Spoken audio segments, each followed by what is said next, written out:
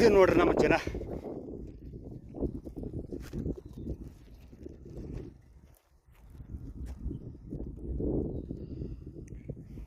ಹಿಂಗೆಲ್ಲ ರೋಡ್ ಮೇಲೆ ಬೇಕಾಟ್ರಪ್ಪ, ಏನು ಮಾಡ್ಬೇಕಂತವ್ರಿಗೆ.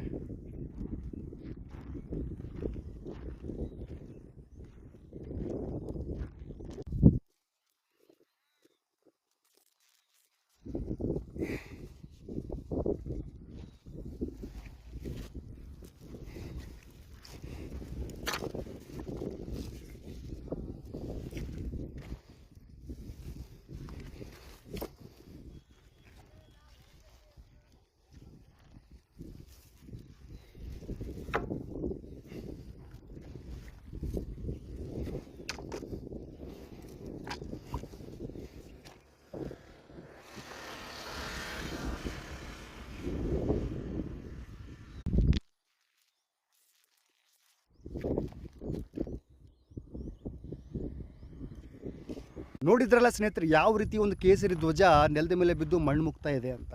ಈ ನಮ್ಮ ಹಿಂದೂ ಸಮಾಜಕ್ಕೆ ಯಾವ ರೀತಿಯಾದಂಥ ಇಳುವಳಿಕೆ ಹೇಳಬೇಕು ನನಗಂತೂ ಗೊತ್ತಾಗ್ತಾ ಇಲ್ಲ ಕಣ್ರಿ.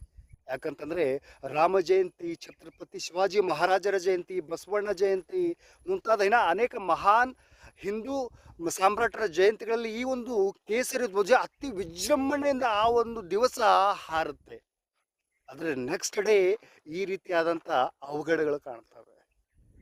ನಾನು ಹಿಂದೂ ಜನರಲ್ಲಿ ಕೇಳಿಕೊಳ್ಳೋದು ಒಂದೇ, ಏನಾದರೂ ಮಾಡಿ, ಬೇಕಾದ್ದು ಮಾಡಿ, ಮನಸ್ಸಿಂದ ಮಾಡಿ.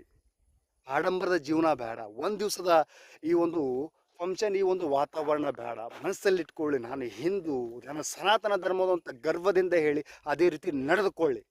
ಅಂದಾಗ ಮಾತ್ರ ನಾವಿಲ್ಲಿ ಬದುಕೋಕೆ ಸಾಧ್ಯ.